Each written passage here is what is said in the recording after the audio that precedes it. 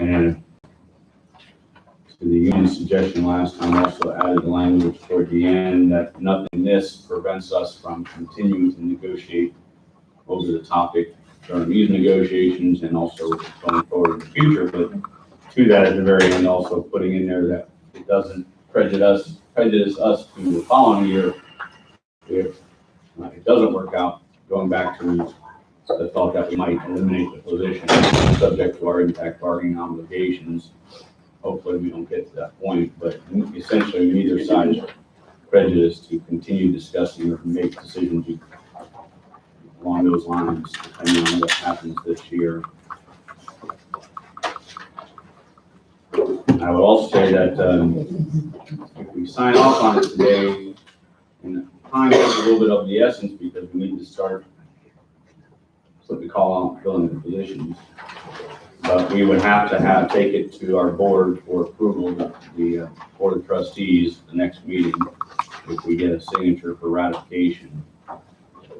Whether you guys choose to ratify it, we think we need to ratify, particularly with the change in compensation. We don't expect that if we go to them and recommend it, that would be an issue, but we would in the meantime start the process of filling the positions. But if it fails to ratify by the Board of Trustees, then we might be back talking about it sooner than later, but I don't think that's a problem, but I want to be clear on that. Yeah, I think our intent for today is to walk out with something settled as well. We have a couple of points and questions, I guess.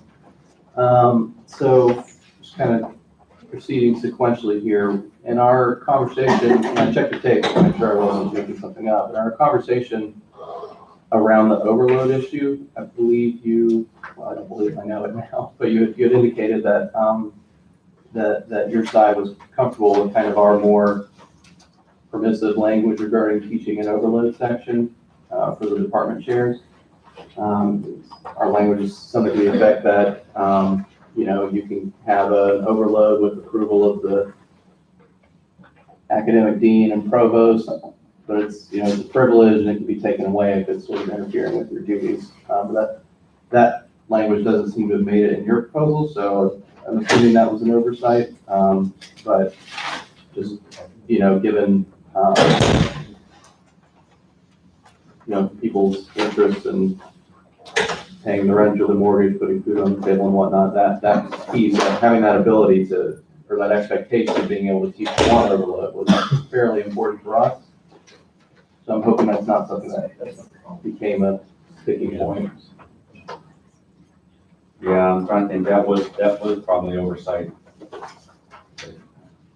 Now you say that, I do recollect that conversation. Was that, you guys had that in your written proposal list? We had it in ours, and while we were kind of getting started here, I just went ahead and started making the change in yours.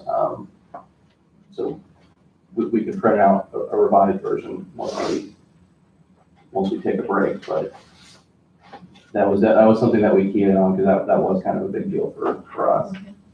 This was, so in the language, just the language I'm looking at last time, I think is the last proposal. Each semester, chair may teach one extra paid class for the commission, the academic dean, college provost. This overload will be considered privilege. Yeah, that language. Yeah, I don't think we didn't. No. Yeah, so that won't be an issue. We want to substitute that from there. That was more oversight. Okay, so that's good. One other thing that was pointed out to us on the for health occupations. Trying to find exactly which street E, yeah. So the one course release time for health occupations, we revised that this is not something that may be universally applicable in the way we might want it to, just because load is apparently something that's calculated differently over there. So it was suggested to have language there saying a 20% release rather than one course, just because it is apparently a different thing.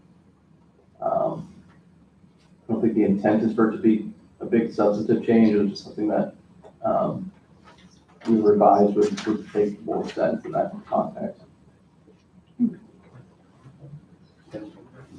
Yeah. Dr. Deli? Yes, specific to the program directors within the clock hour programs, they are very specifically, they're different than what like the department chairs do because they are credit faculty. So the program directors must do 300 minimum contact hours a semester. So that 30 hours in a semester is adequate for what they need to do in terms of their role in the schedule production as well as any annual report that's due. The programs are very small.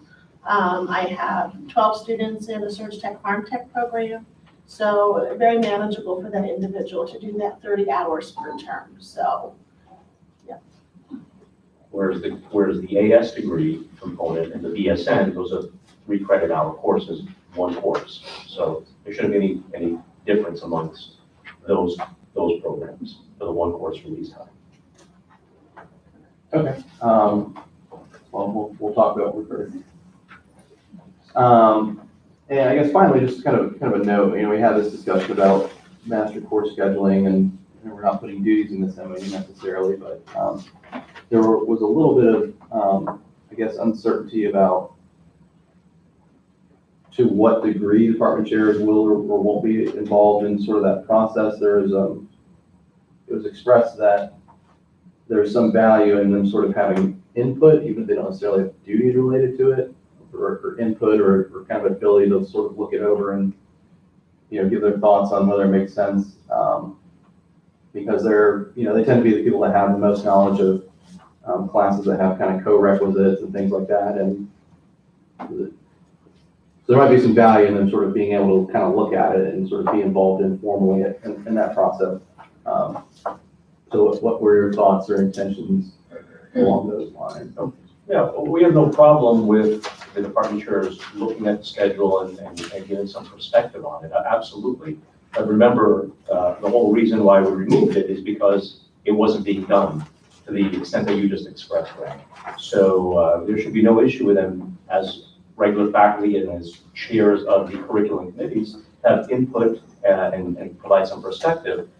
But we're specifically removing the oversight because that was one of the challenges. That was the one responsibility that was the most onerous amongst our department chairs in arts and sciences and the most time consuming and the one that was ripe with a lot of controversy because remember that also involves interfacing with the other campus associate deans, et cetera. So by removing them from that, also the dual enrollment evaluation, that gives it more time to do some of the other more substantive abilities, duties. But we have no problem with them being very much involved. We want them to be involved. But the oversight and the being the advisor to the dean about the overall schedule, remember that's going to go to the new administrative position. Right. But we're not going to obviate their voice or remove their voice from being able to give some perspective. Okay. Is that satisfactory? Well, and do.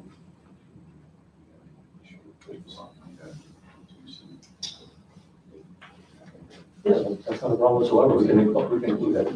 Yeah, I mean, if that's what you're looking for, and 2C where we have that language about no longer having the responsibility to tweak it or add something that doesn't preclude them from having input and whatnot. I think that would be desired that. Okay. Yeah, I mean, what you said sounds reasonable to me. We'll of course need to talk about it, but yeah, I think that some clarity was needed on that point, I think, which sounds like we've got it. Because remember, the scheduling issue with the master course schedule, their role, they were to advise. They're responsible for advising the dean for coordinating the schedule on the West Campus, but also to coordinate and make sure that they have an awareness of what all their courses that their full-time faculty members are teaching on the respective campuses and interface with those associate deans just to make sure precisely to what you expressed, either co-recs, pre-recs, when they're scheduled, are we inappropriately putting too many sections versus not enough? But again, that was one of the challenges that certainly wasn't being done. So the voice will definitely be there and we would welcome it, quite frankly. Okay. All right, I think that's all the questions we kind of had about the specifics at the moment.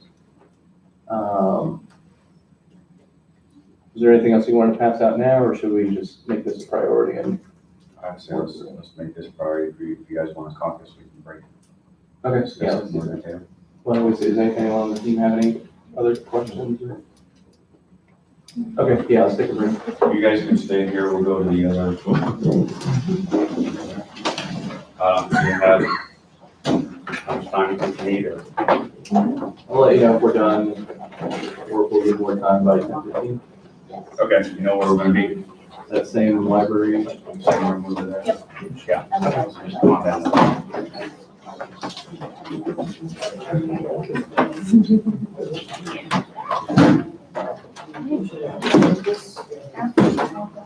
Exactly, we talked about on the phone.